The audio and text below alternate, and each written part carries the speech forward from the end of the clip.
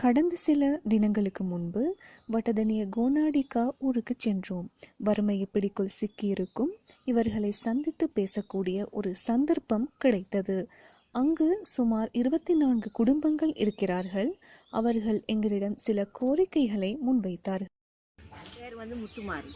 அதுல குடும்பம் வந்து 24 உடஞ்சிருக்கு. இதே தான் டபுள் சைடு 12 இதுல அரவாசி இங்கிட்டும் அரவாசி டபுள் சைடு. இந்த உள்ள சொல்ல போனா எங்களுக்குன்னு ஒரு இருப்பிடம் ஒரு வீடை செஞ்சு கொடுத்தாலும்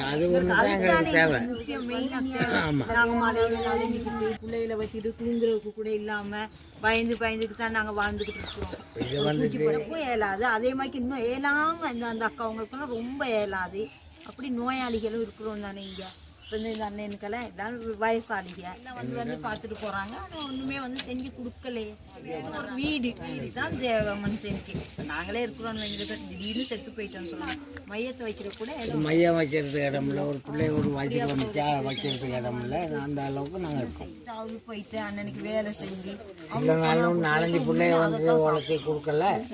வீட்டுக்கு ஒரு பிள்ளை விட்டு தொழில் இருந்துட்டு அவங்க கொண்டாடுறது தான் நாங்கள் சாப்பிடுறோம். கடனே கொண்டாடிச்சா 3ஆம் நம்பரில் ஜனாதிபதிக்கு தெரியப்படுத்திங்கன்னா இந்த விஷயம் நடக்கும். மன்சரை போட்டு தானே மன்சரை போன முறை கொண்டாந்து இங்கே போட பார்க்குறாங்க.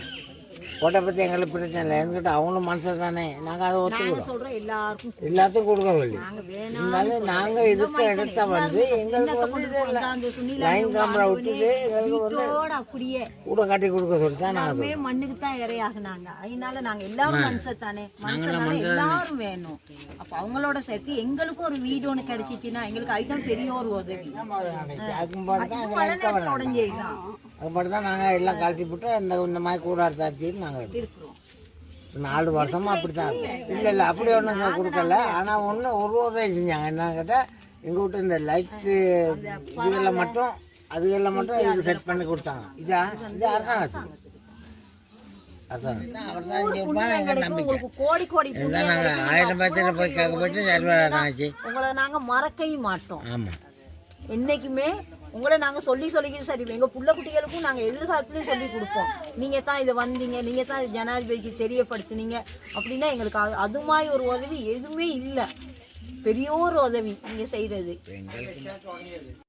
சம்பந்தப்பட்டவர்களோடு பேசி இவர்களுக்கான உதவிகளை பெற்றுக் கொடுக்கவே உங்களுக்காக இந்த வீடியோவை வழங்குகின்றோம்.